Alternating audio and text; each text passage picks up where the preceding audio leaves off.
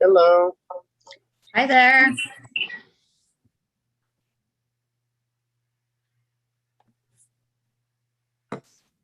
Hello. Hello.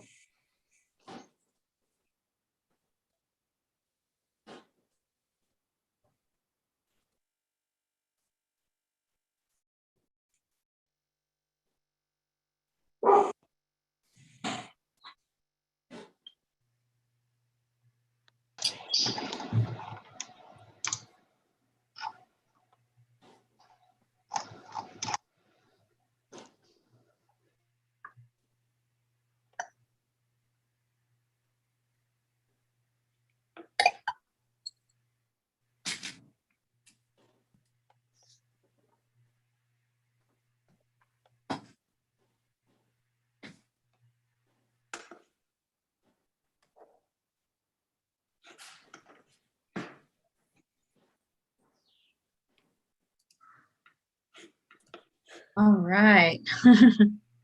Looks fancy in there, Chair Kaufman. I am off-site in a Sprinter van, so hopefully everyone can hear me. You have good audio. Good. Okay.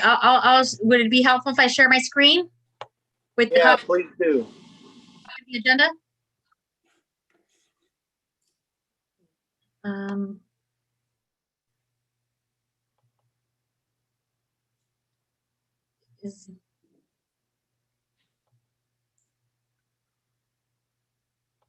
Awesome, thank you.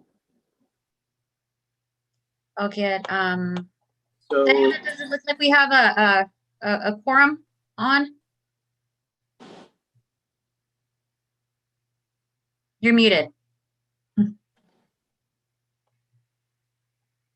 It looks like we have, yeah, Mary Ann, I believe we do have quorum, yes.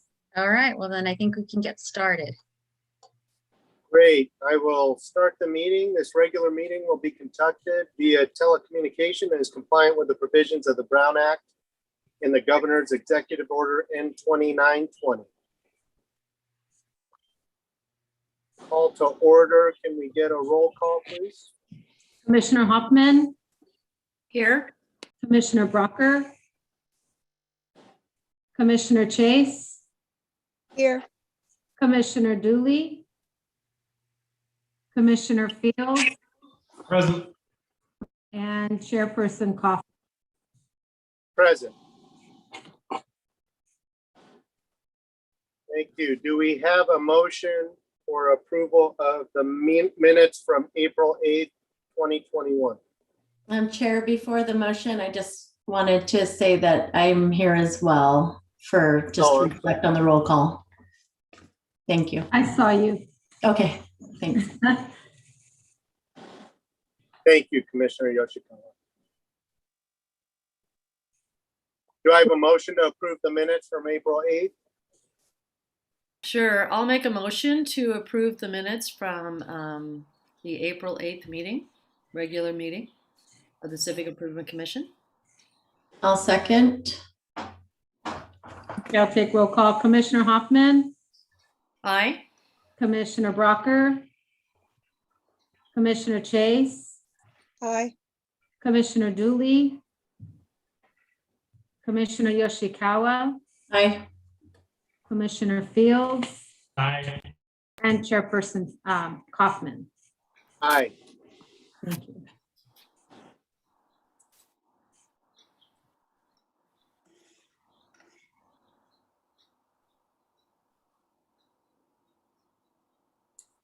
I think we can move to the next item of business, communications. None received? What There were about no- oral? Oh, correct. No oral communications and no oral requests were received. Okay, we can move then to reports from representatives. Do we have our library partners on? I do. Good evening, commissioners. I'm Jennifer Weeks, the county librarian for the Santa Clara County Library District. How are you all? It's nice to be here tonight. I will share my screen real quickly and give you an update.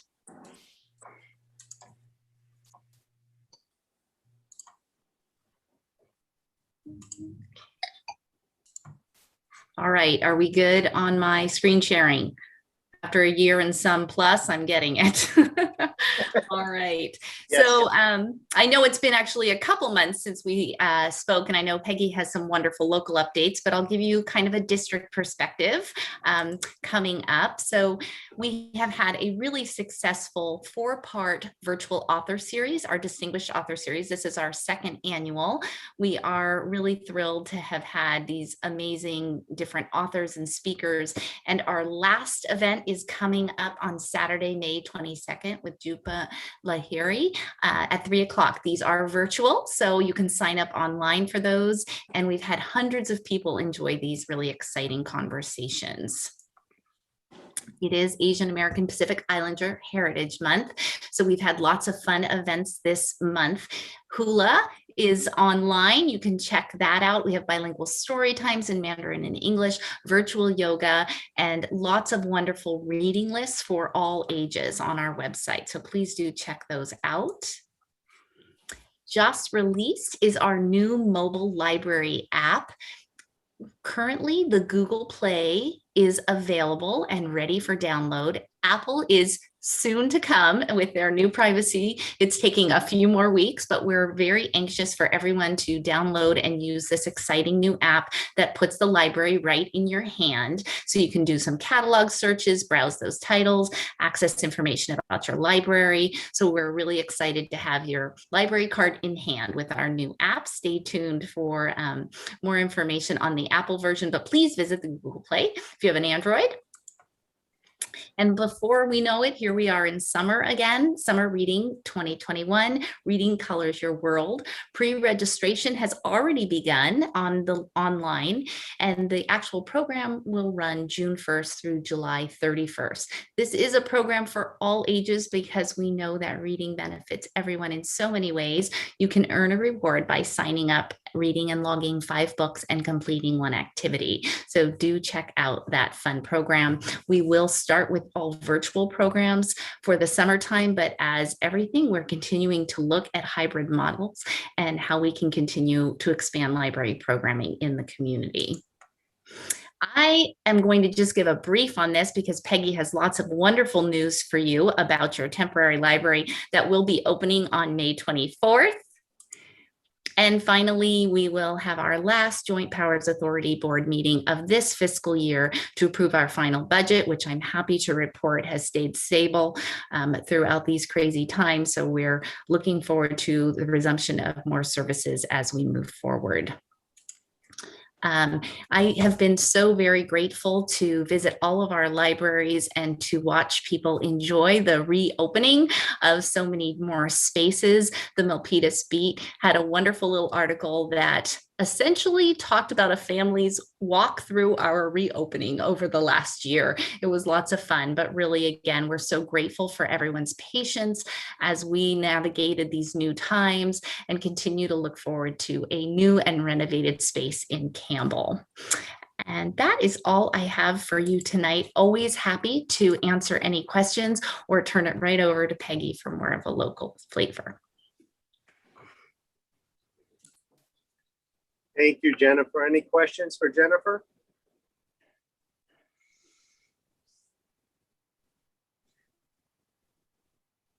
Peggy, you are up. So I would like to do a screen share as well. I have some pictures. Let's see if it. Oh. Let's see if I can get it to come up here.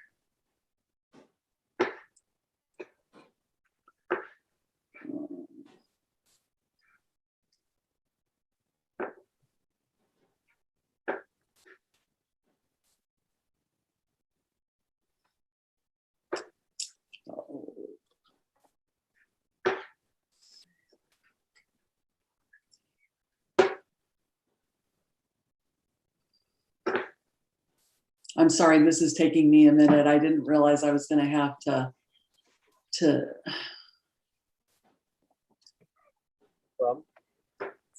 see if I could do it really quick.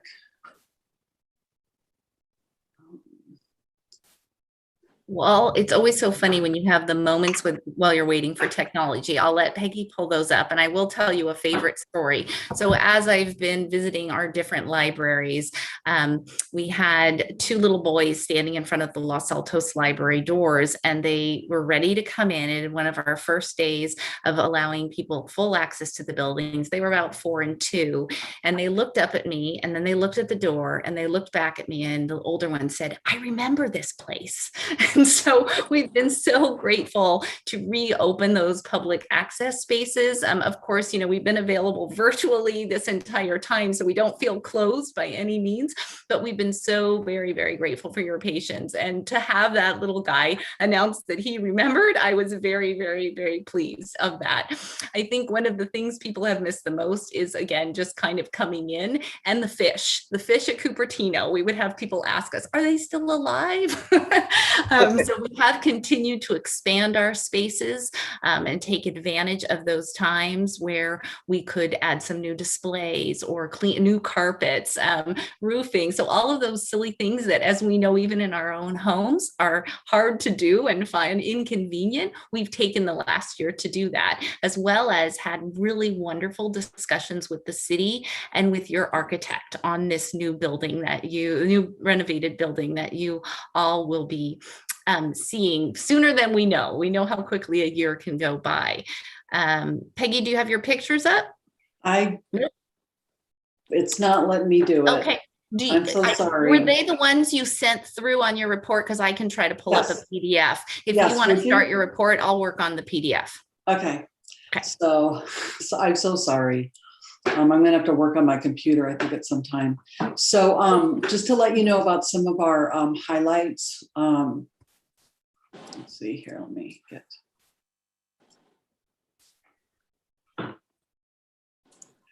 For January, when Jennifer pulls it up, you'll see our checkouts and borrowers.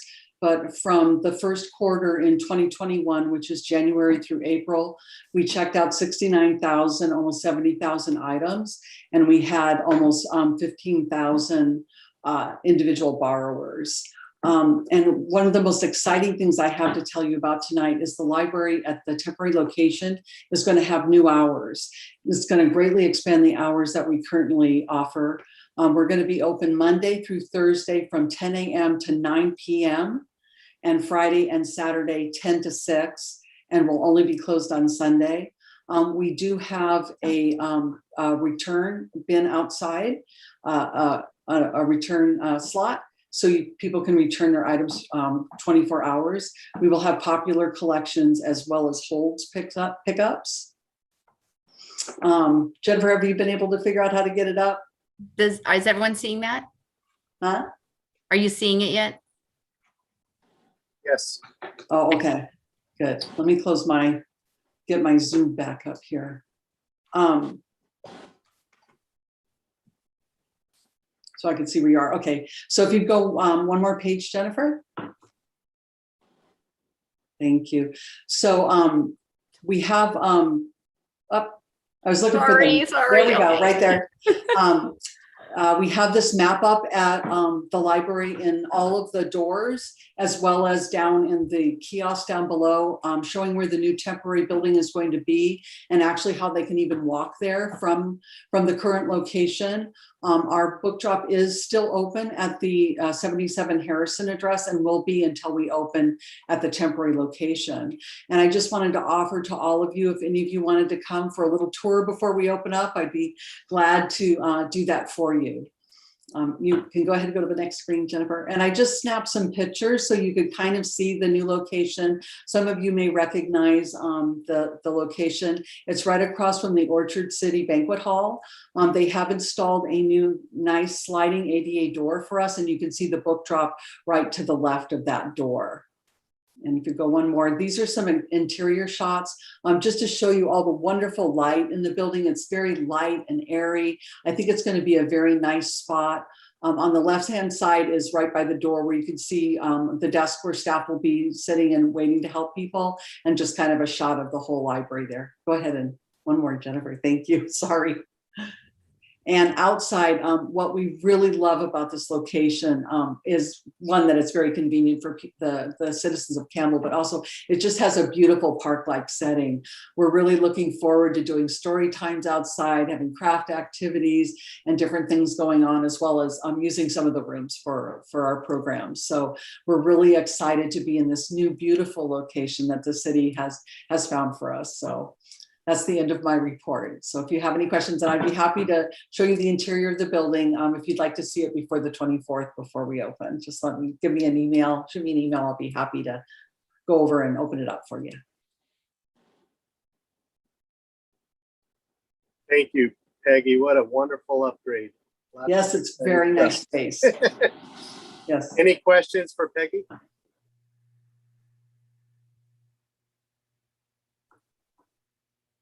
Hearing none, we will move on to reports from staff. Margarita? Hi there. Thank you. Oh, nice to see everyone virtually again. If to follow up on what Peggy just said, highly encourage you to take her offer on the tour, on the local tour, and perhaps we can come up with 2 dates. We can arrange a follow-up. So we Chair Coffin, if you want to discuss this when we talk about the next agenda, we could probably put this on the agenda to see if we can set some dates in coordination with Peggy to tour the library. It was very exciting to see the pictures. In terms of city updates, the city's budget is posted now, is posted today, I believe. We follow a fiscal year of July 1st through June 30th. And the city's plan for how we plan to spend the general fund money is posted. They're new this year to the budget approval process is a community workshop. And that community workshop will be held virtually on May 20th, which is a Thursday, a week from today, 6 to 8 p.m. And there will be on the agenda, there's a link for participating if you wanted to either speak or provide a comment or email a comment ahead of time. So that's a very exciting new way that you can participate and comment on what's being proposed for the next fiscal year. And then also another very exciting update. It looks like we're starting to think about reopening plans as the state may be lifting the tier levels and vaccination rates are up, case rates are lower. So it hasn't been set because I think everyone's waiting for formal announcements on dates and what requirements, if any, will follow.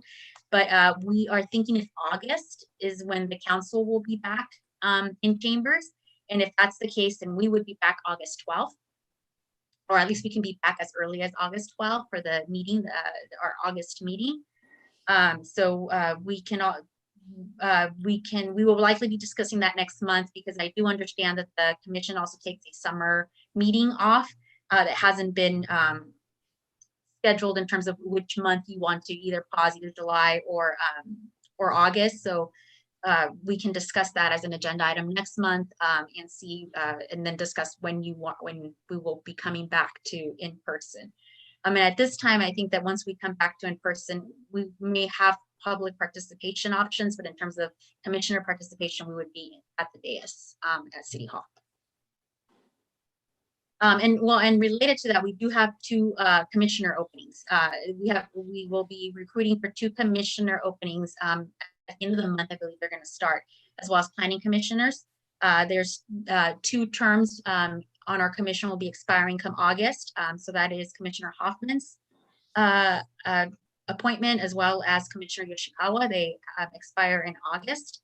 So we will be recruiting for those in May. I believe May 24th is when the recruitment will be official. I think it's open for 60 days. And then the city council schedules the interviews. We hope to, if all goes as scheduled, the new commissioners will be onboarded and be able to join you at your September meeting so that it's all a seamless process.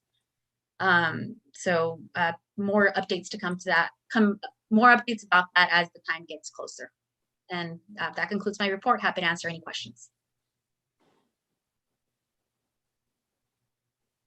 Any questions for Margarita?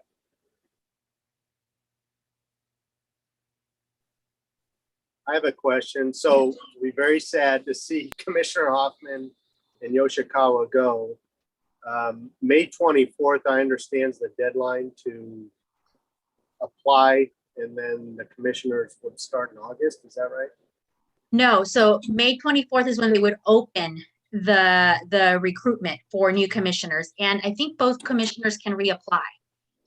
So it's not, there's no term limits for commissions. So both commissioners will be invited to reapply, and they can if they would like to continue.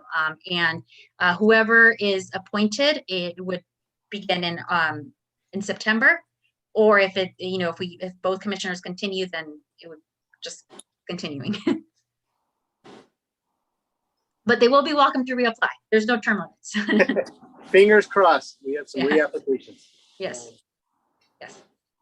So Margarita, I had a question about the summertime. When will we have that discussion about which meeting we won't have? June. We didn't put it on this agenda. It was quite a factor, so I mean that it'll be June. Okay. Definitely June. Yes. Thank you. Any other questions for Margarita? Okay, why don't we move to new business? And the first item appears to be public art, First and Campbell Avenue mural. Very exciting. Yes, we have guest speakers with us. Stephen, are you, I'll have Stephen Rose, who's our from our planning division. Can you introduce everybody and tee off the item, Stephen? Yeah, absolutely. I'll start off by just presenting the item, and thank you again, Chair Kaufman and members of the Civic Improvement Commission. As just captured, the first new business item for tonight's agenda is for a new mural, which is going to be installed on the north face of a new 3-story building in the downtown. So the project site is located at the southeast corner of East Campbell Avenue and South First Street. More specifically, as you kind of see here on the screen, there's this little star. Effectively, that's where this new 3-story building, in addition to the Opus building downtown, would occur. And on the north face of that building, there is a requirement to add an art feature of some kind, which I'll discuss here in a moment. So when the building was originally approved in 2017, the city council had required some type of building art feature without really specifying what kind, to help provide architectural interest to the building. And while the type, like a clock or mural or lighting feature, was not really specified, the city council had found a mural to be consistent with the objective. And as a result, the applicant, John Razumich, who's one of our guest attendees tonight, I guess you could say, has returned with a proposal for 4 distinct murals, which are each supported by a brief narrative for review as part of tonight's packet. So in preparing these murals, the applicant drew on the following images as inspiration, including the George E. Hyde Co. That's the Cannery building downtown. There's as well as 2 other images, which you see here on screen. Just getting right into the 4 designs. The first is really trying to pull on the city's reputation as Tree City USA, and drawing on text which is indicative that this is the historical block style font, which is common in the Cannery era here in Campbell. The second, with the message love, is meant to capture an uplifting message in the challenging times which we're facing. I'll let the applicant and possibly the artist who helped prepare these go into greater detail than I will. But within each of the letters, you would have this iconic image, which it sounds like they're open to exactly what images would occur in each letter, but the ones that are being depicted in these are obviously that you have the cannery, you have the clock, you have the water tower, the Ainsley House, and another iconic image of downtown. The third image, again, you still see that historical block lettering. This one's a little bit more faded, white stenciling lettering, almost like chipping away paint. It also has prunes, and you have this view of like an agrarian California scenic landscape, which is drawing on both the Sunsweet prune historic cannery art, as well as which is part of the co-op in downtown. And I think that's it in terms of the images. Now, to help facilitate discussion, we raised a couple points for the Civic Improvement Commission to consider, such as how successful would a mural be at conveying its intended message from the ground? So imagining you're standing at, say, Starbucks across the street to the north, how legible, how clear will that message be? How big should it be, and where should it exactly be placed on the building wall? How appropriate is a choice of lettering, font styles, colors, and contrast images to be included in the mural? And the last question is, how should the mural be illuminated with either roof-mounted uplighting, wall-mounted gooseneck lighting, pretty much as shown? The lighting style might even change depending on exactly the style that they come up with. So if you have, say, the word love, you might want to have 4 little gooseneck lights versus other types and styles. You might come up with 3 or some other number. So with that said, and in conclusion, the staff recommendation is for the Civic Improvement Commission to take roll call, approving a preferred design approach and specifying any changes to be implemented prior to installation. If we don't feel as if the murals prepared tonight are quite to your liking, we always have the option of continuing the item and directing the applicant to return with alternative options. I didn't want to take up too much of the presentation time, understanding I believe the applicant wanted to speak as well and present these items. So with that, I want to turn it over to John Razumich, who's in attendance tonight and our primary applicant. Great, thank you, Stephen. Thank you. Thank you, Stephen. I just want to make sure if everyone can hear me. John Razumich, am I coming through clearly? Yes. Oh, great, thanks. I've got a little bit of spotty cell reception, so if I start cutting out, feel free to give me the hook. And my business partner, Donna Wally's joined us as well. We've also got our artist here, Lila. Anyway, thank you guys for your time on this. I was a former planning commissioner, and I spent a lot of nights doing these things, and I appreciate your guys' time and attention on this. And we are open to ideas, different pathways. We realize this is a staple location. I lived in Campbell for a long time. You know, First and Campbell is at the heart of it all, and so we want to get this right. And so we're definitely open to kind of taking different avenues. We took kind of a multi-pronged approach, being we wanted to play off of Campbell's rich history, so we kind of went through the archives, looking at different historical imagery, albeit honestly, I found that route a little bit challenging in that it's hard to do a lot of images that people would necessarily recognize. It's also hard to find imagery that would kind of fit in with the building. And also we're kind of constructing a new building rather than rehabbing an old building like the GOC Hyde. I call it Water Tower 1, the Foundry, you know, and then a few of the other historical buildings downtown. Some of the other images we found, the love was inspired by a little town in Franklin, which is out near Nashville. They've got a lot of neat brick and mural art.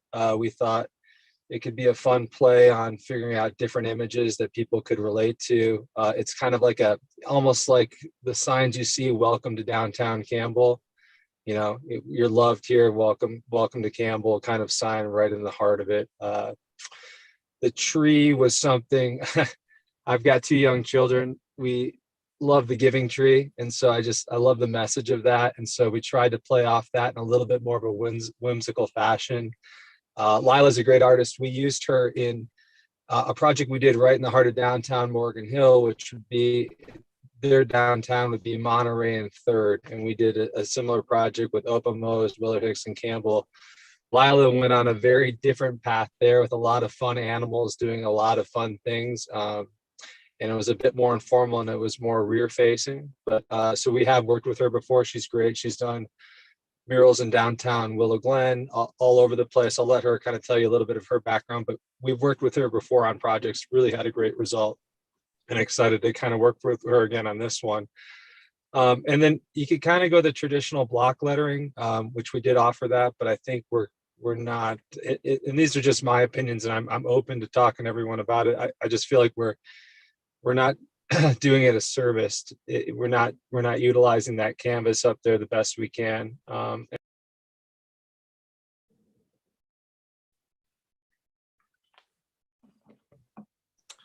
think we lost John. Yeah, it sounds like we did. Oh, there he's back on. But this is John. Yeah, back- John Sorry about 2.0. that. You got me. Go ahead. There we go. Back on. Sorry. Oh, Yeah, my you're back. Sorry. Okay, and I'll sorry. Okay, great. I'll kind of finish run my thoughts to ground, and then happy to chat. A lot of the renderings, and I'll let Lila talk a little bit speak to it as well. I think the intent and where we're going to do the most service is to paint it directly on the bricks. Sometimes those renderings, when she's working on them in Photoshop, come out like a solid orange color. That's just meant to be brick. And so the general direction we're hoping to go is to do something on the brick, create a little bit of a faded look, and then work with kind of the historic block lettering that Stephen talked about. But what direction and what imagery we go is definitely an open conversation. And by no means do we have to finish it up tonight. Do you, John, do you mind presenting so we can see what specifically you're talking about while we cover it? That was useful to look at the designs. Yeah, I wish. I thank you for the request. Unfortunately, I think I'm in such a low cell spot that I don't have the ability to kind of jump on. But if Stephen could do, Yeah, I can jump back in or show and the pull up the images slides. again, Stephen. 1 second. Thanks so much.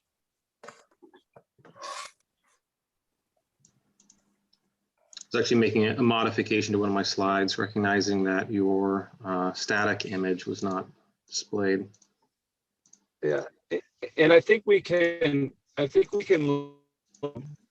know, as you're talking about size and lighting, I think we can, I'd be open to crossing those bridges a little bit after we get the general design down, because I know Lila can mask it out and we can kind of look at it as it sits up on the building as we finish that facade. We're not there yet, but so we have time. And one more question to you. Did you say that you all had a recommendation out of these 4? No, we worked with Stephen and Paul just a little bit, but really Stephen and Paul, you know, they said Paul had given Paul Kermoyan, who's the community development director, who said to kind of work within the context of maybe going down the historical route. I just felt so that's where we were trying to pull up historical imagery, going through archives, looking for things that we thought would work well. And then these ones are things that Lila and I have just worked on to try to do other themes or concepts. And the tree with the child is a totally different theme. The love is a different direction that her and I were talking about as well. So these are kind of putting them in front of you folks for the first time to get your feedback, and you know, we love honest thoughts on it. And if you happen to have something else that you've ran into that called to you that you thought would fit really well within downtown, you guys are in the great spot to shed some light on it. We'd love to hear your thoughts. Since opinions on art are very subjective, I won't attempt to say anything but mine. It's like a one-off. I do like that, since these all say historic Campbell, something felt a little funny with historic Campbell, and then like a very bright, dynamic, like the juxtaposition on number 2 felt a little funny for the love one. I like the love one, but from historic Campbell, it sort of felt like old timey and then very new and modern at the same time. I did like how design 4 sort of had both a callback to historic Campbell and then an image of historic Campbell. Although I thought, as I look at that location, that might be, to the thing you said about Starbucks, at least as mocked up, that might be kind of small to like know, like, oh, those are prunes up there. So those are 2 quick reactions to it, but this is I will say it's very exciting, and curious what other commissioners think.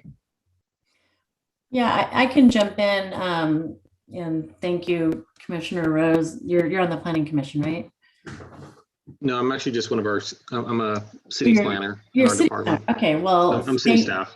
Thank you so much for bringing this to us. I'm on the art subcommittee. So we're very, very excited to see something like this. And, quite honestly, I think it would be really nice to kind of push all new development to include some kind of art piece. If the city can't have a formalized art budget or a public art budget, then we can certainly try and, garner that from other sources. And that might be a really interesting way to bring additional art to our city. So thank you for making that requirement and having this come up as a wonderful example.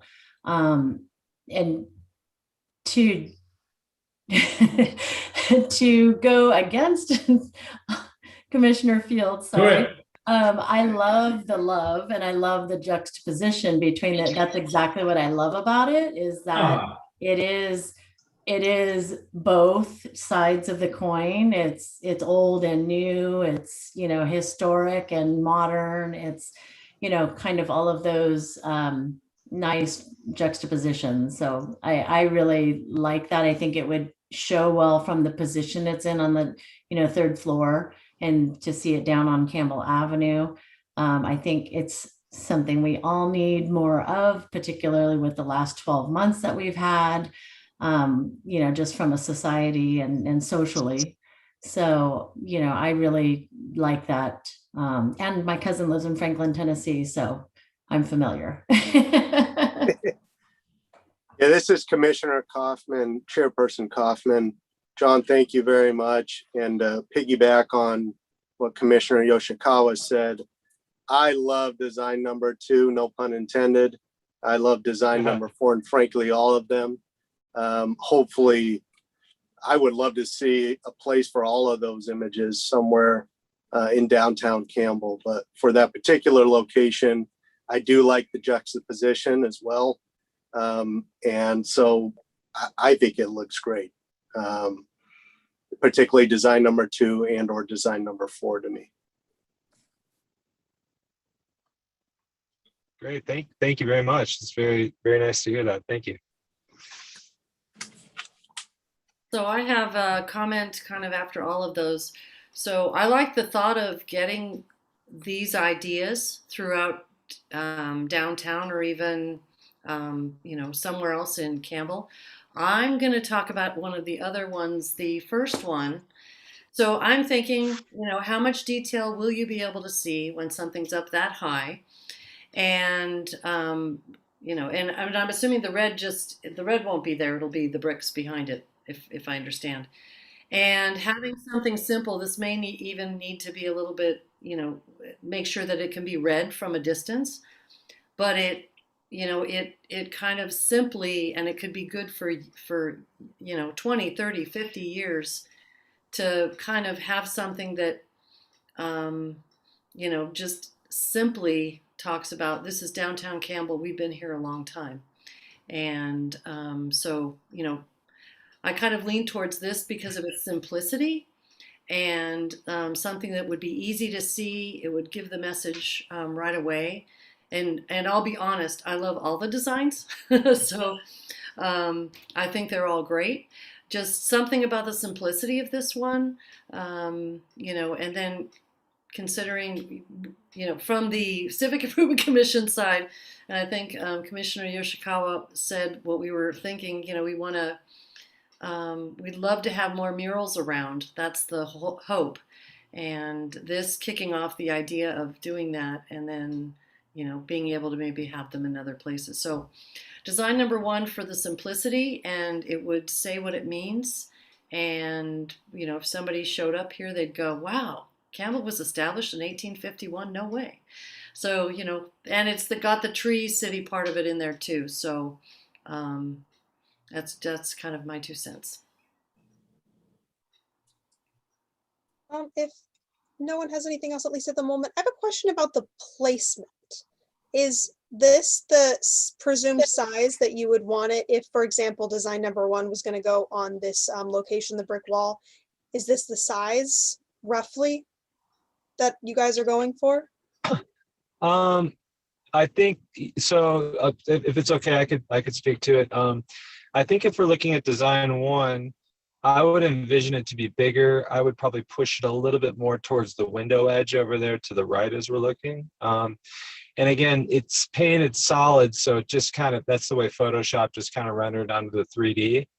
And I think there was a great question about the detail from far away on this one. I would like to, I could talk all night. I'd like to let Lila talk a little bit about her thoughts behind each piece. And there could be a little more simplistic route with the tree and the child, where you don't have, and you can see a little more detail. I mean, it's even love is etched into the trunk, which you can't quite see there, or it's hard to see, at least on my smaller screen. But you know, we can make things a little more pronounced, a little more simplified with that design, if that's a general direction. But I would like, if you don't mind, I'd like to let Lila talk to you guys a little bit about murals and painting on different surfaces. I know we talked about brick, and brick is not one of the easier mediums to use. One of the things that we want to make sure is that we've got a really good flat surface there with not a lot of reveals or deep areas, so that the brick is almost a flush-like surface. I know she'll talk to you a little bit about it, but we can accomplish it. And I've seen some amazing details on brick. I know Lila's got the talent to do it, but Lila, do you want to chat for a little bit, or if you're there, can you Absolutely. share some thoughts with them? Yeah. Yeah, well, I thank you so much for this opportunity. I'm really looking forward to putting art directly on Campbell Avenue in the heart of downtown. I have worked all over Silicon Valley and as far as Arizona. I've done a lot of brick projects, and there are things that are easier to do than others on the brick. So design one that we're looking at really does need to be larger, really does need to lean towards the window and elongate and become taller to really communicate against the sort of similarly colored grout that's going to interrupt this design. Stephen, can I have you move forward one? So I really enjoy the love pattern, not just because it fits sort of my overall messaging and brand, but because from the third floor where it's going to be painted, you're able to stand on Campbell Avenue and hold it up. If you created the Y from YMCA, you could literally take a selfie or a picture holding up this love, which is, I think, just like a really beautiful activation.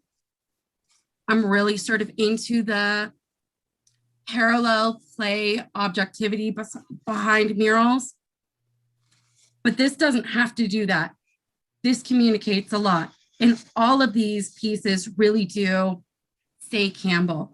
I think on design number 4, also, I might see the prunes and the little picture leaned towards the window edge, towards the street edge.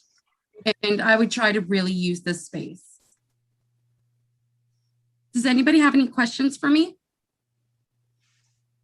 I was going to say one thing, Lila. I think you kind of touched on it a little bit, and then the other commissioners have as well. I think just to expand on it, there's a view corridor here, right? If we're going to be up, and then you've got the tree line of the streets, and so visibility is not if you're coming down Campbell Avenue from Central. No matter what side you're on, it's going to be hard to see. If you're coming from Second, you'll be able to see a little better from the Starbucks corner. But from different, 60 to 70% of those potential view angles, it's going to be harder to see. And so you're either going to have trees or potential buildings. So I think the objective of getting it higher toward the lights and not making it necessarily a very tall feature, and the love, in my opinion, accomplishes that, where you can see it and make it a lot quicker and easier than necessarily a larger mural that would need more height. So just some other food for thought. Maybe we all after this meeting kind of walk downtown and look at it from a couple of different view perspectives, and we can email and chime in additional thoughts. But yeah, anyway, my 2 cents. Can I also say really quickly that the design number 2, the love, is in full color, is easier to do on the brick. And it will be easier to read and communicate throughout. And I had one more question. When we talked about the various designs and a couple of them that might be pushed over to the right, you're talking about towards 2nd Street here, like in the slide that's up the right side, the last L of Campbell, that side. Okay. Yep. If that was the direction we wanted to go. Right. Okay. Any other questions for John or Lila? Can we just do one more pass through all of them so we can? Yeah, No. I was going to ask for that. Thank you, Commissioner. Design 1.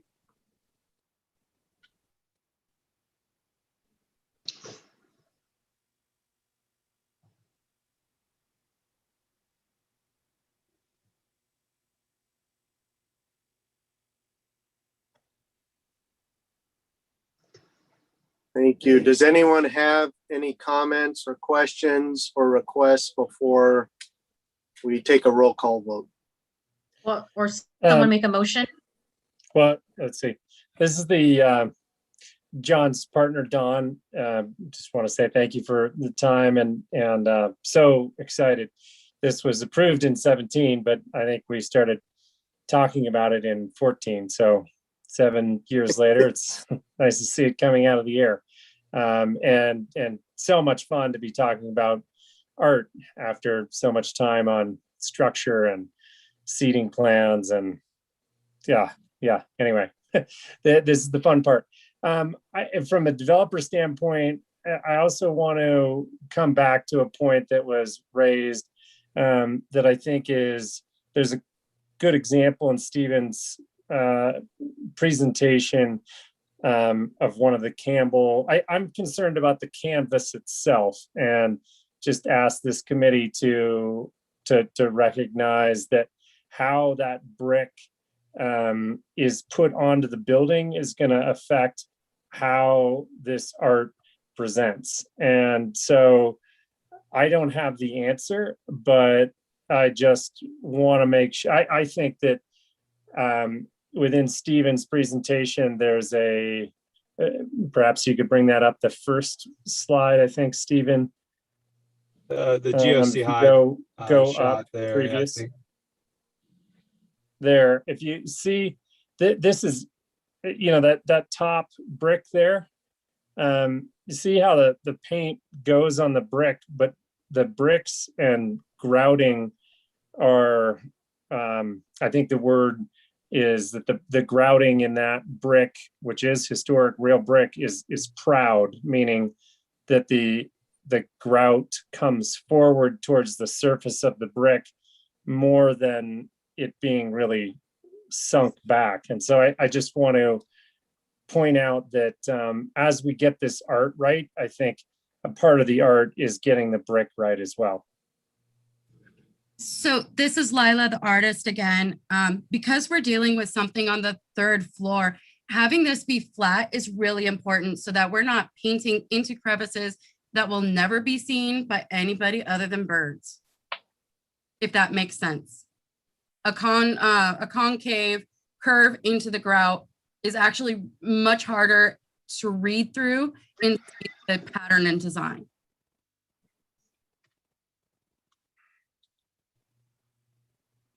I think my only comment, since I initially said number 2 felt like a juxtaposition, was hearing both the artist's enthusiasm and other commissioners. Like, I've come around on that. So want to log that for the record that I do think it's pretty exciting, and it's just fun to see how enthusiastic you all are about this as well. Yeah, and this commission is very excited to see public art come to fruition in any form, especially murals form, the excellent designs you've set forth. It's truly exciting, inspirational, all those things. So thank you very much. Does anyone have any other comments before we have a motion to take a roll call vote approving the preferred design approach? I just want to mention, if the lighting, if we're going to talk about it another time, that's fine. But if the opinion of the commission is, moving towards the love option, then I do think that each letter should be illuminated, one light for each letter. So whether it's uplighting or downlighting is great, but I think, it's important to have one per letter. That's my only input on that. And I think that's a great idea. Sorry, John, just a question on lighting. We could easily put the option of different colored lighting at different times. I don't know if that's something that we have to see how it plays with the mural and the different colors, but if we can always install it and keep it traditional. But if it's something that I know the water tower does the different lighting programs, if they still do, I think that could be kind of a fun thing for different times of the year and different events and things.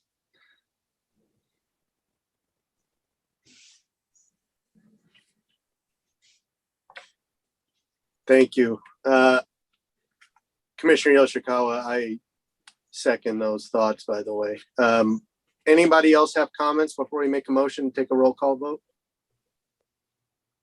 And we need in the motion the preferred design or if you're going to recommend or if you're asking for you're asking them to come back with any additional options or design options or changes, modifications, etc.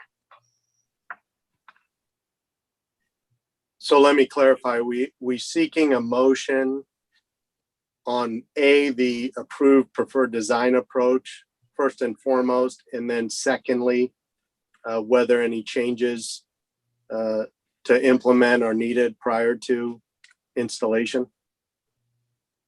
Correct. Or you can ask to come, Stephen, am I correct? That they can also ask to come back and with a draft of what the changes would look like.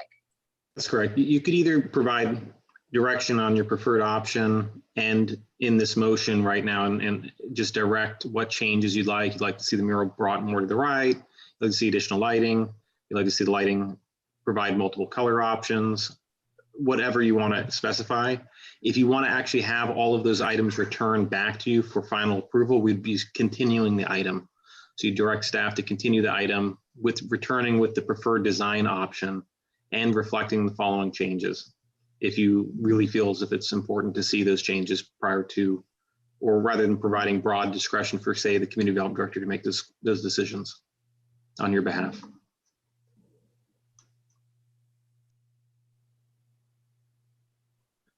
I mean, I don't think we have, I haven't heard from anybody else who's had any concerns about, the options that we've talked about, right? Are there any other commissioners that have concerns about leaving it to them to finalize the decisions on the lighting after we've given our input?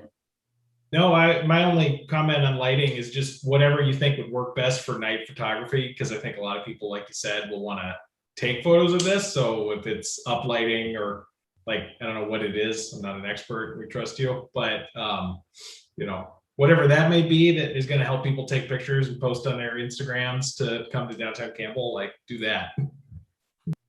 Agreed. So how about, go ahead. Just one quick thought.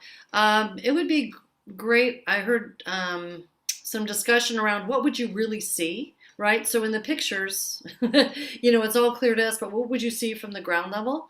And I don't think that we need to make a decision on that, but my only input would be really understand what someone would see and try and have it set in such a way we can put a thing that says, take your picture here, something to that effect.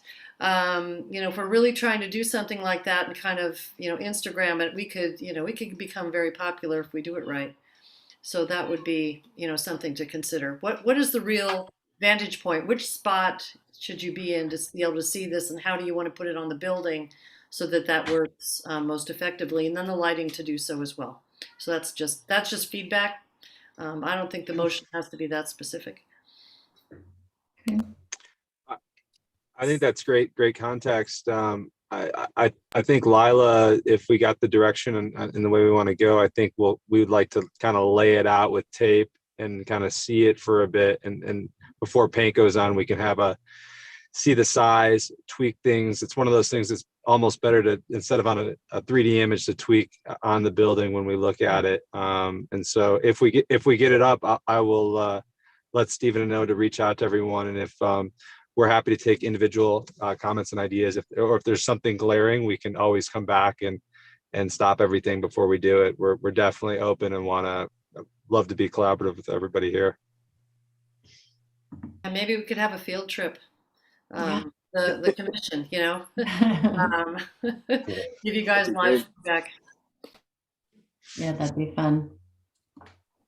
Okay. So can I get a motion to take a roll call vote approving the preferred design approach?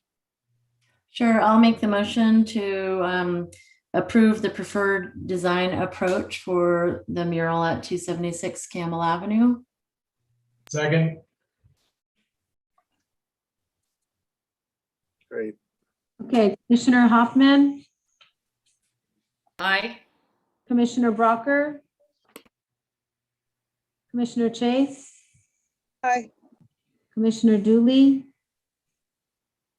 Commissioner Yoshikawa, Aye. Commissioner Fields, Aye. and Chairperson Kaufman. Aye. Thank you.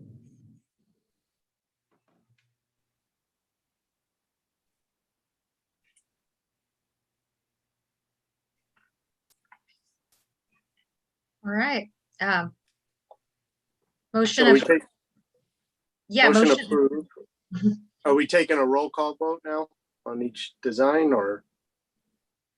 No, so what I understood, there was a motion for design number 2, and it was supported by a unanimous vote of those present. So that is the design that's was selected and will be moved forward As the preferred, yeah. as the preferred. Yeah. Okay, I wasn't sure. Thank you. All right. So thank you to Stephen and our applicants and artists. Very exciting to always see these in draft form and then later on look at them and think back when. Yeah. Did you have? Thank you very much. Did you have a rough schedule for when was this happening? I think we're planning, I think that facade will really take form in the next 30 days. And then after that, the plan would I would imagine, just with the way things go, probably July. I would imagine she'll start stenciling things out. And then Lila went so fast last time in Morgan Hill. I mean, do you think it's like 2.5 weeks, Lila, or how long does it take to finish it? I couldn't even say anymore. I so many projects and they keep on getting quicker. Probably be out there for a week. Wow. Okay, great. Awesome. Yeah. Thank you guys everybody for all very your much. hard work. Excellent work. Yeah. We're super excited. Thank you. Thank you so and much for all your I know support. Appreciate it. You asked us if we had a recommendation, and we 100% agree with your decision. So thank you, but we didn't want to say that up front. Awesome. Yeah, thank you so much. Thank you. Thank you, guys. And if you Bye. guys, Take care. Bye. okay, thanks.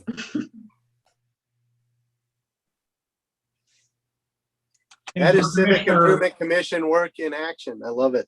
And for Commissioner Hoffman, I'll see if we can get that tree up somewhere else before all is said and done. Well, Yeah, absolutely. I think the background for the tree, that was my concern too. I thought, how are you going to see that? And I wanted her to explain it. So once she explained it, it was very clear, but I wanted to understand. But we need a light background for that, I think, is what we need. Something plain, like We have a huge one.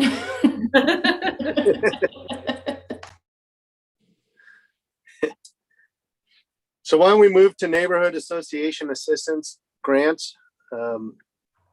Margarita, I'm sorry. Yeah. Uh, Can tee up the Commissioner item. Yoshikawa, do you want to give us a thumbnail sketch of where we're at? Yeah, or Marguerite, I'm sure, I would just be what you're showing right now, just to let everyone know, there were 3 applications that were approved, and Marguerite, if you want to take us through that, appreciate it. Sure.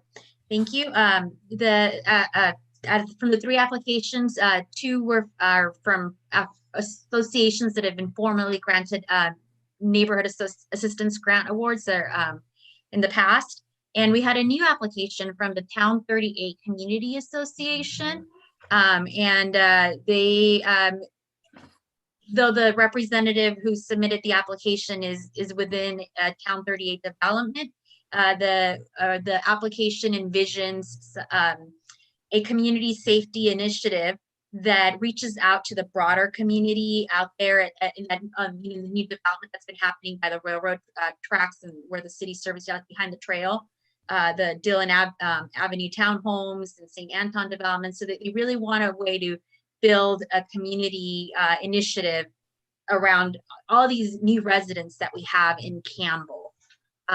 So that is a new application. It's always nice to see new this neighbor. For me, I appreciated seeing this new development. Kind of that there's interest in community in coming together.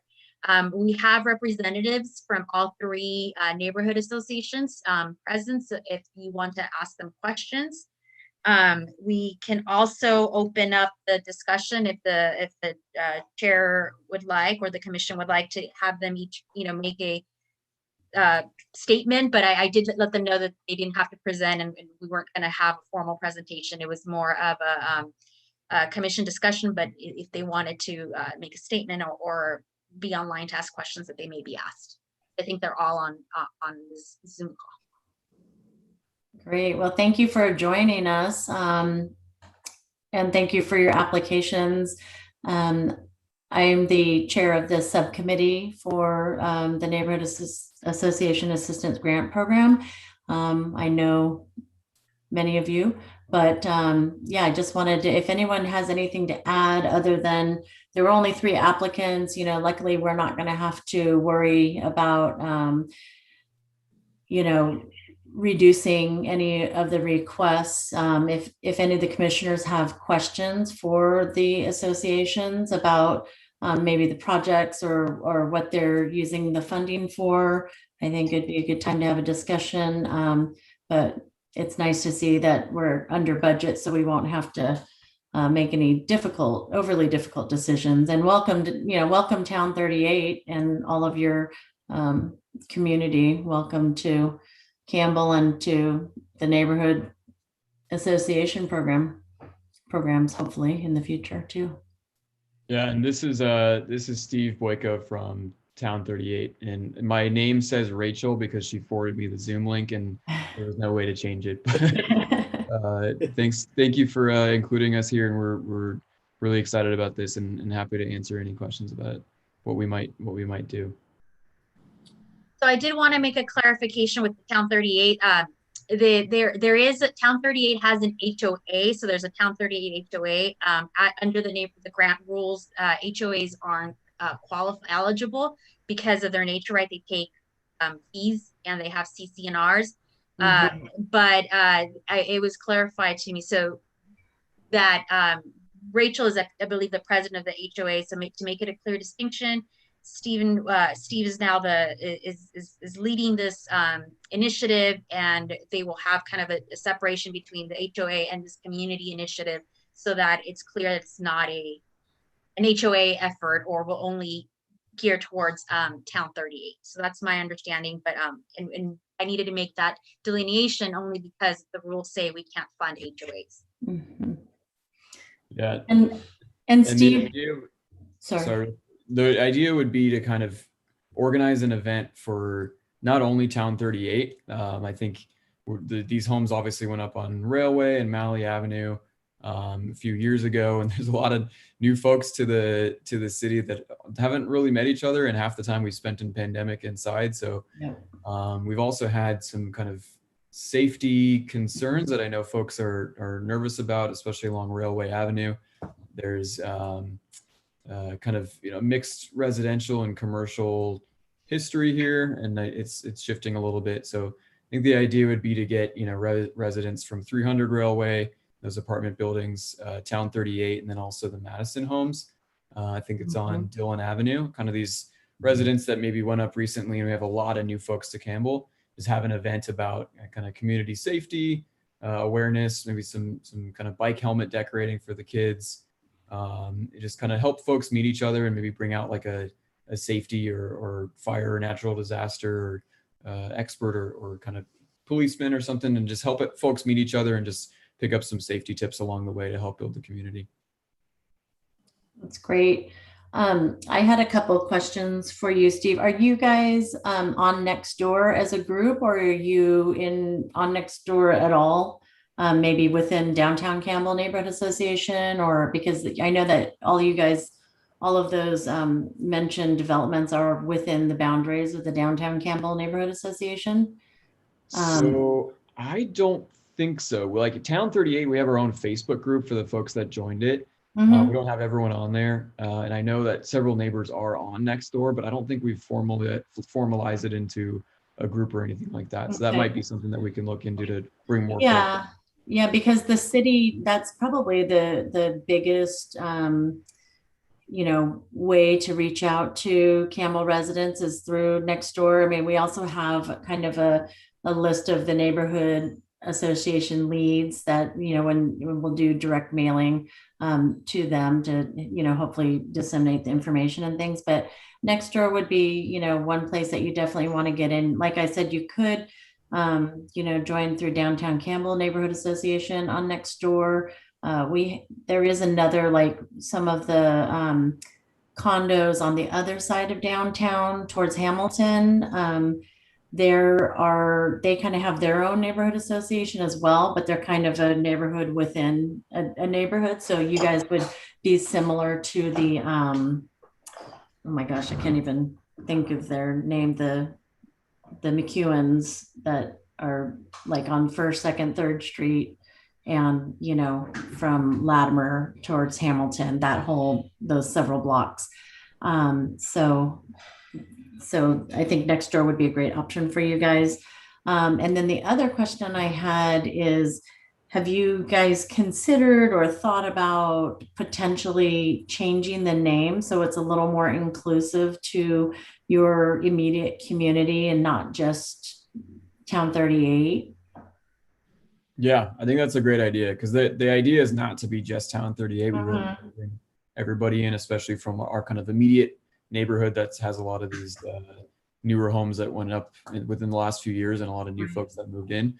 So we probably need to come up with a cool, catchy name for it, but definitely happy to adjust the name to make sure that everyone knows they're welcome. Yeah, I mean, it's fine now. I'm just throwing out some ideas or suggestions for you. And I'm sure you guys all have similar pain points, right? Like, because it is a high density area, you have the trail, which is wonderful, but it's a double-edged sword as well, right? So, and you're all kind of experiencing that along that corridor. And then, same issues with being so close to downtown, the light rail, all of those things that you guys probably share in common. It's a great little community to band together, because you do share so many of the same, benefits and challenges. Yeah, definitely.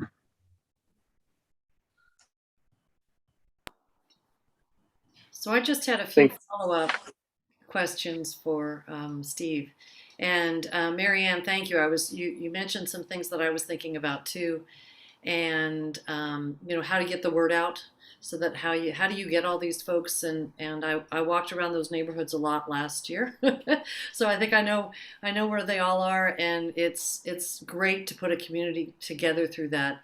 And I highly recommend Nextdoor only because it's easy, because the addresses are all on there, and you can get people that way. And I do agree with the name. But how do you plan to try and reach out and get these folks? You're just going to throw flyers on people's doorsteps, or?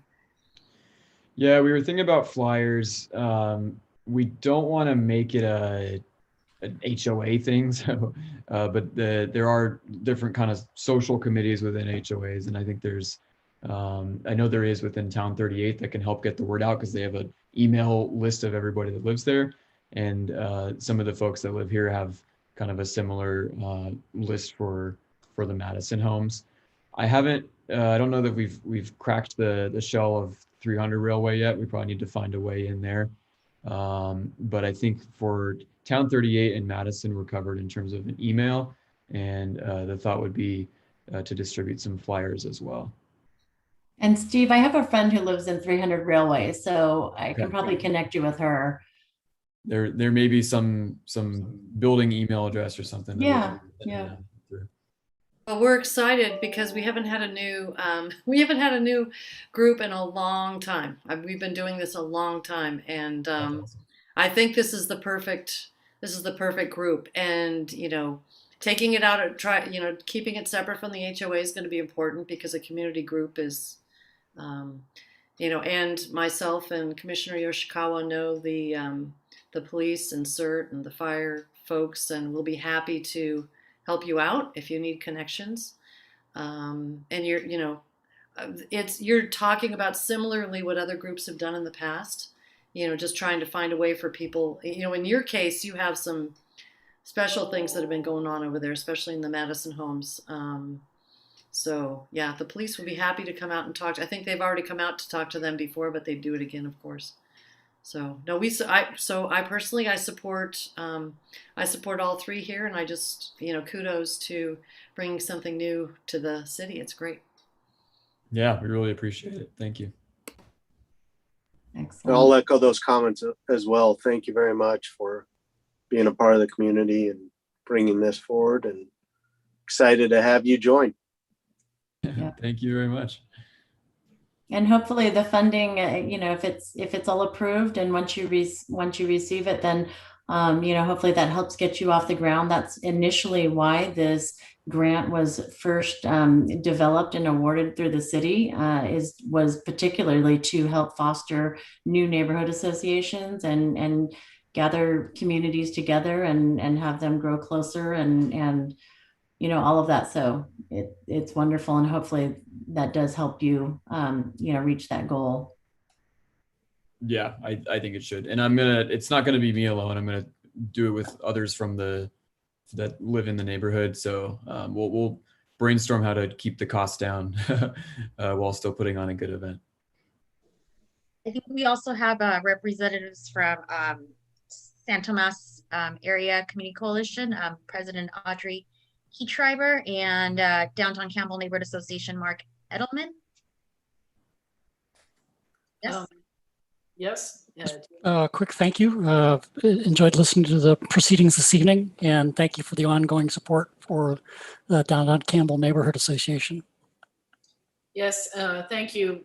We really appreciate the opportunity every year to apply for the grant, and we kept our request basically just to cover the insurance, because we were hoping there'd be some new groups. And last time the money got a little tight, so we thought, well, we've been established for a while, and this makes a big difference to us. It is greatly appreciated. But I'm very pleased to welcome the virtual Rachel and see a new group forming, because it's great to see a whole new generation of people get involved in caring about their community and such. And again, thank you for this opportunity, again, to help keep our long-established group going well. Absolutely. Hear, hear. Yeah. We were not able to have any in-person events last year, of course, but we did do a few live streaming interviews and meetings, which were pretty well received. And we are now planning to have an in-person national night out in October, probably there's a street party with a movie is what we're thinking of now, and a way for family units to be together, and I think it outside and safe and such, and very heartened to see the new CDC guidance, and I think this will be very, very doable. And so having the insurance continuing to maintain that will be very important to our successful future event. So thank you again. Yeah, thank you, Audrey, for always, staying in it and continuing with STAC and obviously staying close with the city and for being involved and applying this time around as well, and Mark as well. So I just wanted to give a heads up to the three of you, and obviously there'll be more communication in the future, but you may or may not have seen the information that went out when we first announced this program. We weren't sure if we were having funding for it with the pandemic and everything, and we did get the funding approved, so we did it really quickly, and at the same time we kind of pivoted so that we can align with the city's fiscal year. So there will actually be another application period pretty quickly, so you'll see that this summer. So that will be for the next fiscal year, July through June, 21 through 22. Sorry, calendar year 21, 22, fiscal year 22, 23. Or, yeah. 21. 20, 22, 21. 22. Yeah. No, fiscal year 22, right? Yeah. So keep an eye out for that as well. And we will be emailing the neighborhood leads as well as posting on Nextdoor and things like that. So Diana Johnson is our recording secretary, but also the city manager's executive assistant, and she takes care of all of that, communication with the applicants in terms of process for submitting receipts, deadlines, and things of that sort, and mails out the checks and things like that. So Diana, say hi.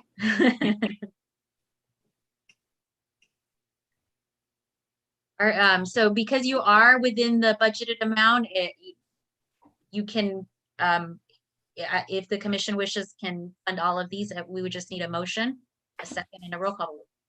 Yes. So does anybody else have any questions or comments for the neighborhood associations? Okay, great. And thank you, Diana, for doing this, and thanks in advance for processing it all. So I do want to mention, when you do the motion, please state the neighborhood association's name and the grant amount that you're approving, so we have it on record. Okay. Thank you. Can we get a motion for those approvals? Sure, I can make the motion. I move to approve the neighborhood association assistance grant program for the following associations and amounts. The first one, Town 38 Community Association, in the amount of $500. The second one, San Tomas Area Community Coalition, in the amount of $325. And the third one, the Downtown Campbell Neighborhood Association, in the amount of $500. Thank you. Is there a second? Second. Okay, thank you. I'll take a roll call. Commissioner Hoffman? Aye. Commissioner Brocker? Commissioner Chase? Aye. Commissioner Dooley? Commissioner Yoshikawa? Aye. Commissioner Fields? Aye. And Chairperson Kaufman. Aye. Thank you.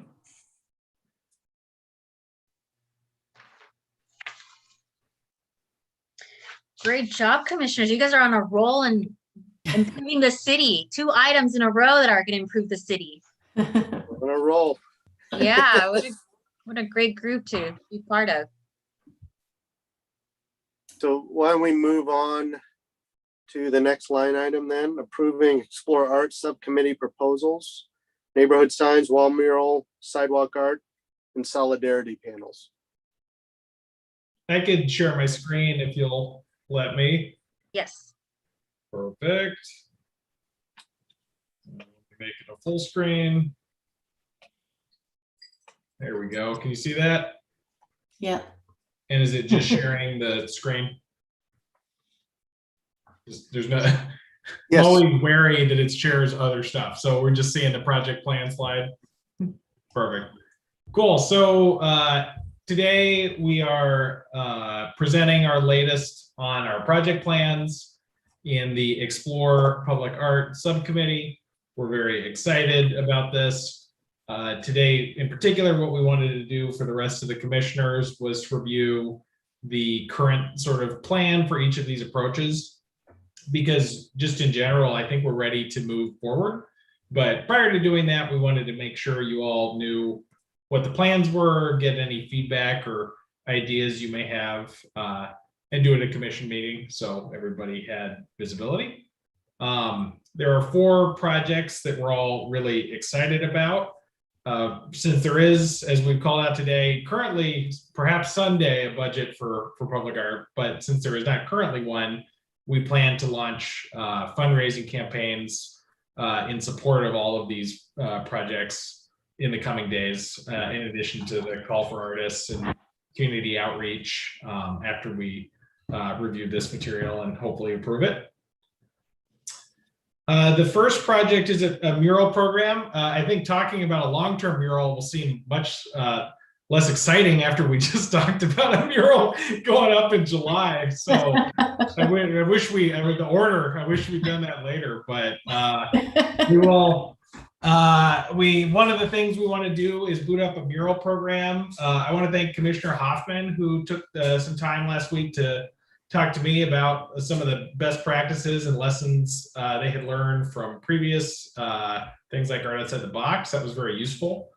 So our goal with this program is to enhance Campbell's aesthetic in harmony with the town's character. The initial location we're looking at is the west-facing side on East Campbell Avenue downtown. Maybe you'll be able to stand there and see both the love sign and the mural someday. Though we also want to scout out future locations and are starting to build a list of prospective places that could work for a mural, and we would welcome suggestions from the community and other commissioners. We plan to follow as much precedent as is possible from Art Outside the Box on things like how to recruit artists and having Campbell residents or business owners as judges. And as I mentioned, we intend to start fundraising soon. This is a very large space, so likely need a significant budget. So our planned approach actually was to first start contacting local businesses to see if we could secure a larger individual donation prior to maybe looking at just individual fundraising. But we may get there eventually, but that was the way we intended to start. The second, Commissioner Kaufman, do you want to give the pitch? Sure. Second one is a neighborhood and city monument signs pilot program. It's going to focus on monument signs, both at the borders of the city of Campbell, at certain locations, as well as delineate and identify particular neighborhoods within the city of Campbell along the borders, whether it's 1 or 2 signs. We don't know. The pilot program will probably start with 1 sign at a couple neighborhoods, as well as a sign at the border of Campbell, either Bascom or maybe down Winchester. But that's pretty much, we want to identify certain areas of Campbell. There's a lot of villages, neighborhoods that frankly, I'm not aware where they start and where they end. And so I think that it'll help bring some community identity to those neighborhoods. Funding, because of the state of the budget crisis in the city of Campbell, we expect that this pilot program will probably be 100% donations from businesses, individuals, as well as perhaps neighborhood associations. We'd like to collaborate with those neighborhood associations, and we have a draft letter to send that's kind of all inclusive in terms of trying to do some outreach to the neighborhood associations to see who may be interested in a monument sign in their particular neighborhood, and also to businesses, individuals, and those associations and organizations throughout Campbell, such as Rotary and the like, in terms of funding. So that's the initial thought on the pilot program for the monument signs. Great. Commissioner Yoshikawa, do you want to talk about the Silver Linings Sidewalk Art Contest? Sure. So we talked about potentially doing a sidewalk art contest in light of the pandemic, something that everyone can do on their own sidewalk in front of their home. They would just apply, and we would have a panel of judges that are Campbell residents and artists. And they would go out and visit each site. We're thinking of doing 3 age groups. And the whole idea behind it, or theme, I should say, is silver linings, and hopefully people, they can interpret that however they want. But we thought about kind of looking back over the last year and a half and pulling out silver linings, whatever that means to you. So that's what we were looking at doing. We could potentially position this for a early fall date. We think it'd be nice when it's not so hot in the heat of the summer, but maybe as it starts to cool off a little bit, but still is beautiful weather in September, and have like a judging date, which would be, say, a Sunday. So it gives people, time all day Saturday to really work on their artwork and whatnot. And we were just talking about 3 age groups, and we would have to also garner volunteers, or prize funding for prizes, etc. So that's what we are thinking of doing. Is there just this slide, Davis? No, there's Okay. one more. Also you. Okay, yeah. So yeah, any questions on the sidewalk art, let us know. Other than that, if we're moving on to the next project, I'll just keep rolling. Stories for Solidarity, that's a nonprofit group who put up these pieces of art on plywood for boarded up businesses and shop owners all through the South Bay primarily. They're large scale panels. They're usually 4 by 8 or 4 by 10 feet tall and wide. And we've been working with Carrie Perkins from the museum to put up a temporary exhibit at the Camel Historic Museum on the corner of Civic Center Drive and Central, the old firehouse. And she's identified about 8 different areas where we can put them up on fences, on the building, on the door, in the parking lot. And then we're looking to get some material and labor for the stands so that they can be held up and positioned around the museum. So all of the artists are BIPOC artists, and they were the idea of it was to stand in solidarity with their fellow BIPOC and Black and Brown brothers and sisters. And so we are looking at doing kind of a not a full comprehensive, but doing more than just the exhibit itself, which we're thinking of 2.5, 3 months timeframe for it to be up, but also include some additional programming, probably partnering with the library, having some kind of panel discussion or virtual, online panel discussion, and thinking about any other, content that anyone would like to suggest. We would love to hear that as well. But we do want to kind of have a couple of different events, virtual events go on in conjunction with this exhibit. Any questions? Okay, thanks. We are seeking approval to move forward with all 4 of what we consider wonderful proposals. So unless anyone has any questions, like to move forward with getting the approval from the commission. I know that we presented these previously, but wanted to make sure that everybody was on board with these proposals moving forward, or if anyone had any questions or input. So I always have a little bit of input on something, I guess. So this is great. The comprehensive nature of all this and having different options of different things to do, I think is great. And it's something that you could have as sustainable for many years as something that the commission supports. And for the last one, I'm really glad that the Historical Museum and you're working with Carrie so that you've got it all set up, and that's wonderful. I guess the only thing I would ask is you're a subcommittee of 3, and this is the most active project for the commission, so that finding a way for all commissioners to be part of it. We used to do the art contest and things like that when we did the art boxes. It's like you knew what my next slide was. Oh, wait a minute. Maybe I did. Okay.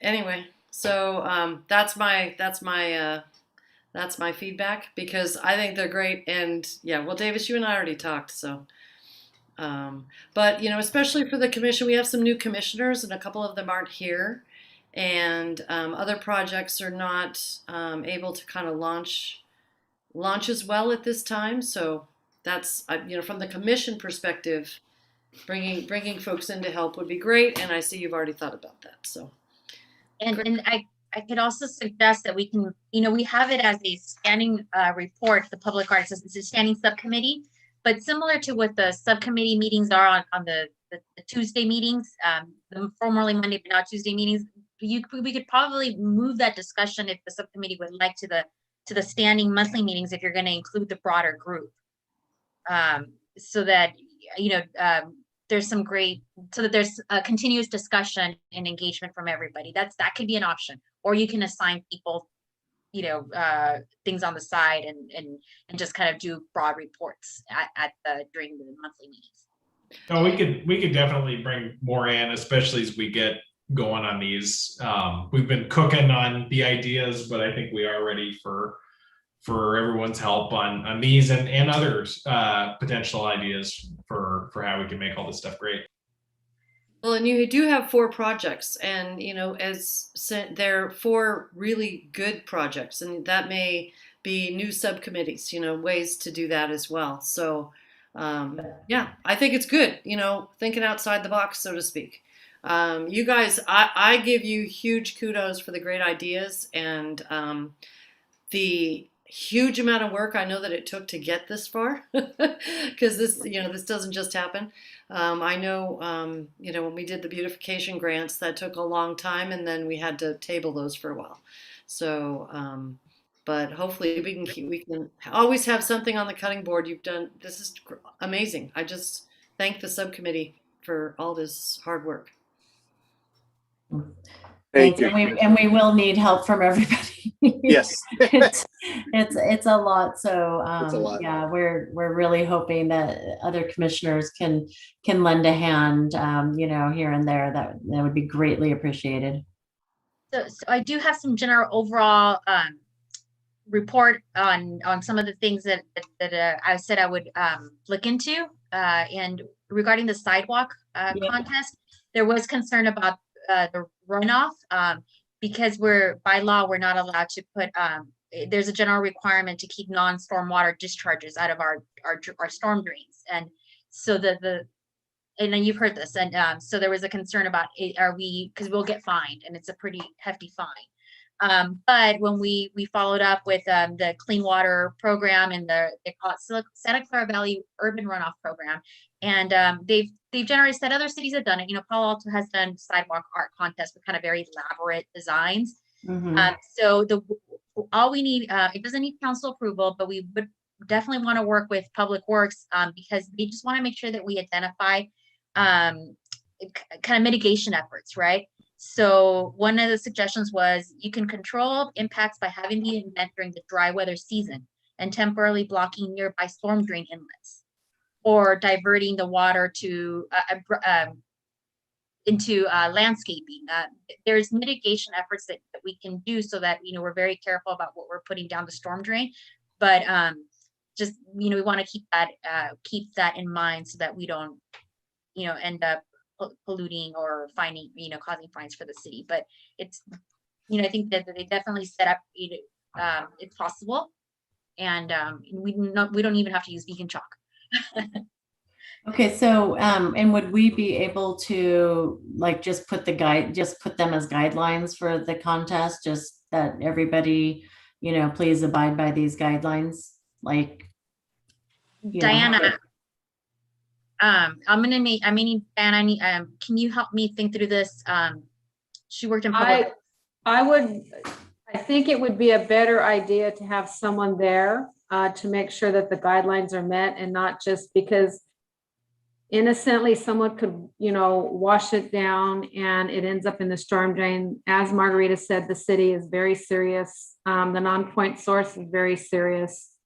And so if we do decide, or if the commission does decide to move forward with that project, I would just suggest that they make sure that the people that are in charge of the sidewalk is there on site to make sure that the artists or the adults there don't wash it into the storm drain. They can, spray it into their existing landscaping, or contain it there so it doesn't go into the storm drain. And that would be my only caution, to make sure that when it is cleaned up, that it's properly done so.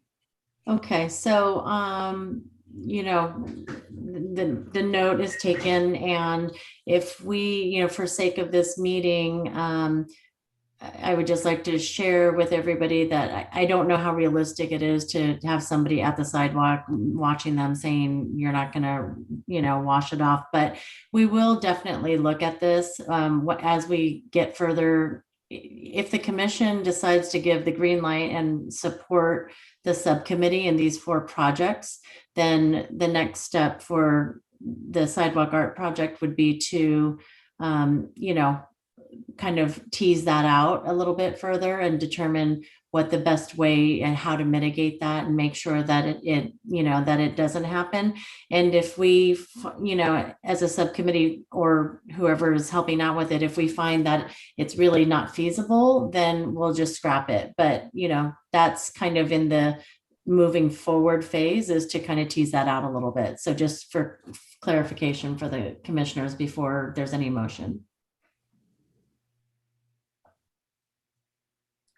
Okay. Thank you. Some other things, any donations for fundraising would be tax deductible. Oh, good. Yeah. Oh, Yes. They are tax deductible, but so we will give you the receipt, the sponsorship. There's a letter that you get back when you provide a donation, and that's your kind of receipt. But we don't have a mechanism where we then report back to the IRS saying like, these are the people who, we have the file, but and as a city government, the donation is considered tax deductible, but we're not a 501c3. Okay. okay, But you can do that. great. And the reason for the rally.org, because I kept getting tripped up on why there was a separate bank account. It's only because the city doesn't have a way of accepting online payments. So if anybody wanted to do an online payment, it was the rally.org was the way to do it. But the city of Campbell would establish a revenue account for your project. So once we're at that stage, then I would just tell finance department to create like a account for you guys, and any donations would go into that account. Yeah, but just in terms of fundraising, the scope kind of you can talk about this during subcommittee meetings, is that when make sure that the scope is kind of clear, so that people are clear on what they're funding, and so it's successful. Yeah. I'll share. I mean, I'm drafting that, but I'll probably share it with the subcommittee before we start sending it out. So we'll get eyes on it. And Margarita, this might be a stupid question, but does the city have the ability to take credit card payments for any donations, or would it be check only? So the city does not. Yeah, the city does not, but that rally.org mechanism is the way to accept the credit card payments. Okay. And my understanding is that it was chosen because it had the lowest fees. and I'm getting Got them it. from Commissioner Hoffman, so I think I'm right. Okay. I talked to Al today, Albito, my former boss, who is the former. Great guy. And is the rally.org, is that kind of like a GoFundMe type platform? Does anyone know? Okay. I don't know. Maybe Commissioner Hoffman. It looks kind of like that. It looks more. I think it's more like like a fundraising GoFundMe, but for not so much like a. Yeah, actually, I take it back. I think it is. Okay. It's similar, but it's not quite, and it does have lower fees. It's more for something small. I think like Relay for Life used it one year for something for fundraising, and but we used it because you could take whatever. It worked. You could just do online payments, and that's what most people wanted to do. So yeah. Right. Okay, great. Okay. Any other questions or input, or can we move forward with the motion? The only other thing I wanted to mention is because Carrie couldn't be here tonight, she had also reached out to the Chamber of Commerce. In Davis's previous slide, he talked about reaching out to the Rotary Club and DCBA Chamber, to kind of have maybe join in on a meeting and present our 4 projects if they get voted to move forward, to help them increase visibility, talk about it, maybe increase donations, and all of that we need that a lot of help with. So the chamber did say, yeah, we'd love to have you join us at a luncheon later on this summer. They're going to resume. I think they're in person in July. So we're going to probably join one of their luncheons in August or something. The only thing I'd say, because we did a bevy of thank yous, but thank you to Margarita, who's just been a wonderful advocate for us and helped us understand so much of the stuff to get us here today. Absolutely. You're welcome, but I am a small cog, and just you guys keep the wheel moving, and so I'm happy. You guys make me happy to work, so thank you. I really enjoy. I texted Diana earlier. I really like this group, like because this is a good part. I mean, I have a good job. No, don't complain. But I like this part of my job. So thank you. We'll try and keep it that way. So can I get a motion approving the Explore Art Subcommittee proposals, including neighborhood signs, wall murals, sidewalk art, and solidarity panels?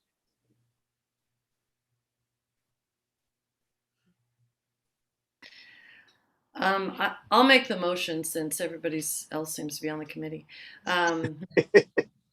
So I'll make a motion to move forward with the 4 projects that were outlined. Do I need to list each of them? Hopefully not. I may not remember. The 4 projects that were outlined by the art subcommittee, and to, as needed, to update per the city discretion. We have a second? I'll second. I'll take roll call. Commissioner Hoffman, Aye. Commissioner Brocker, Commissioner Chase, Aye. Commissioner Dooley, Commissioner Yoshikawa, Aye. Commissioner Fields, Aye. and Chairperson Kaufman. Aye. Thank you. Great. Thank you very much, everybody. Let's move to good of the game. Does anyone have anything? There's going to be a great mural in downtown Campbell in July. I think there's going to be 5 of them. Yeah. Yeah. Well, I actually, I'm sorry, go ahead, Taylor. Sorry. Mine's, less good of the game. Unfortunately, due to my work scheduling, I had already reached out to Margarita. This is going to have to be my last meeting. I'm actually formally resigning from the Civic Commission. Oh, no. Because unfortunately, work comes first. Yeah.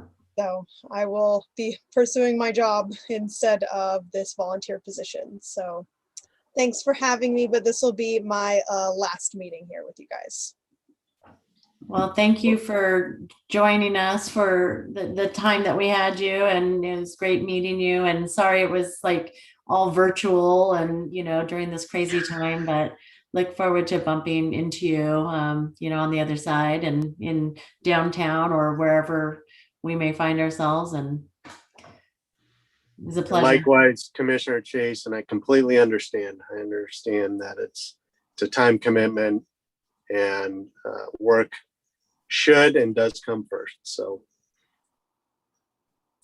And Taylor, I really appreciate all your input and Taylor had some really great ideas that we have written down, and someday we'll be able to maybe tap into them.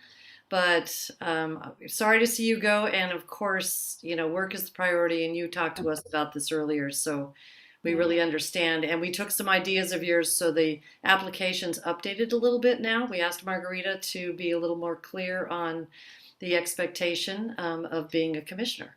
So that, if somebody does have a tight work schedule and you're working multiple jobs, we knew that you had a small window. So we were trying to work with you as best we could, but you will be missed. And we hope to see you just wandering around Campbell, and, might tap you for those painted rocks,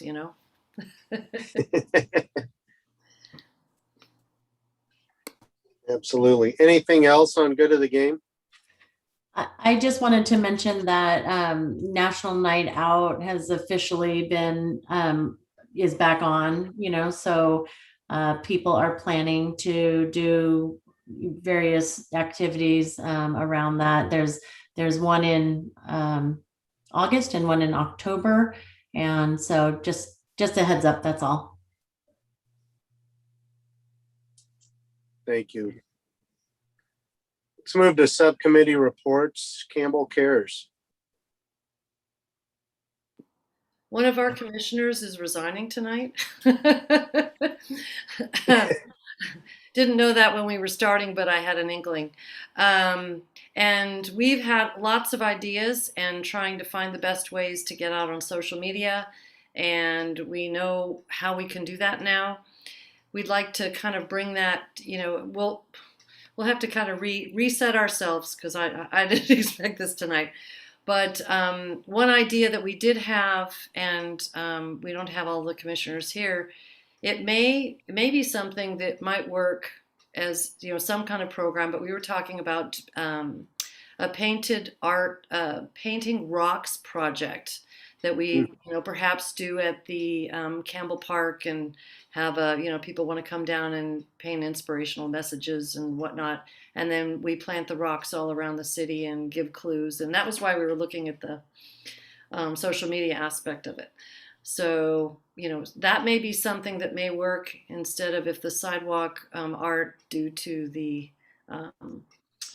nature of it, if it causes a problem, we can look at see what else we can shift in there. And we're looking at things with seniors, and a lot of the youth items are being kind of covered by the Youth Commission. So Campbell Cares just may find ways to reset itself. We'll need a new commissioner, and get some ideas, but figure out what we're able to do. But people were pretty busy, and it was hard to get really the amount of time to get ourselves over the hump. We tried. We got really close, and we got a lot of information, but I'd like to see where else it would take us, because we're making that shift from where we were suicide prevention for the last few years before that, and trying to, that's still important. So the mental health aspect is something we really want to keep that as part of the part of Campbell Cares. And so I did talk to Tina with the Senior Center to see if there's some way we could partner with them. And we'll keep that kind of open. Right now they're low on staff, so we don't want to add anything to their plate. But that's what we're thinking. Taylor, did I miss anything? No, that should be about everything, because I think you'd kind of touched on that through the social media specifically. We were going to see about partnering with the Youth Commission to try to get onto their Instagram, especially since they kind of go into recess for the summer, if we were able to kind of piggybacked on their account. That way that would have been able to reach more like a youth oriented group. And we wouldn't have to work on getting our own following just yet. We would kind of get that through their following. And then as well, that for some of the other demographics, Instagram and then Facebook is kind of where everything's going to focus. Great. Well, thank you guys. Obviously, it's been challenging for obvious reasons, but appreciate your work and absolutely, Taylor, you'll be a difficult commissioner to replace, but we'll have to find somebody to help Commissioner Hoffman moving forward. Anything else? I guess I kind of had a question for everybody. We talked about launching the youth photo contest again. But in light of Commissioner Chase leaving and Commissioner Hoffman and myself coming to our term ends, and we don't know what's, do you guys have any thoughts or inputs? Like, should I just kind of hold off, or should move forward and try and get it, get lift off? We can place this on the June agenda, so that way you can have a kind of broader discussion and then formally make a determination. Okay. Can I speak, or do we have to wait for June? I think you can share a general comment. A general comment is, as the other commissioner on said subcommittee, I think our priority to get the public art stuff going seems to take precedent. So I was comfortable with us, deferring it for now, and maybe if we get some new commissioners in September, we can reallocate, projects then, and maybe just start it a little later than we usually did. I was pretty comfortable with that. And I would have one comment that the chances of the kids being back in school in the fall, to have this set into something that we can tie into, like we did, in the springtime, we kind of tie into the schools and leverage that. It'd be far easier to do if it's launched next year, in the cycle that we had done it. But the important piece would be to make sure somebody knows what we did. Like, the Art Box program had, a lot of information back there, but it's something I think we wanted to kind of live like the replace the poster contest. Yeah, exactly. And there has been, we've set it up, we've set the precedent, we've set it up, we've had the contest, that every student that has applied, the last time they're most of them were repeat, so I feel like the same students would definitely, they're kind of looking out for it, and is it happening, and things like that. So we'll talk about it next month too. Thanks. Yeah. We have a lot on our plate, so we can certainly talk about it next month. I think we have talked about neighborhood association assistant grants and Explore Art, unless anybody else has comments. That said, what time is it? I can't tell because someone. 9:23. 9:23. I'm late for my anniversary. Oh, Happy 15th. Thank you. Enjoy. Thank you. I'm horrible now. I'm sorry. Thank you so No, much for your dedication. I totally lost track. My fault. But luckily, I have a very understanding wife. But at 9:23, I will adjourn the meeting. Thanks. Now go have fun. Thank you, guys. And best of luck, Taylor. Yeah, Bye, thank you, Taylor. Taylor. Taylor. Thank you for everything. All right. Bye-bye. Bye.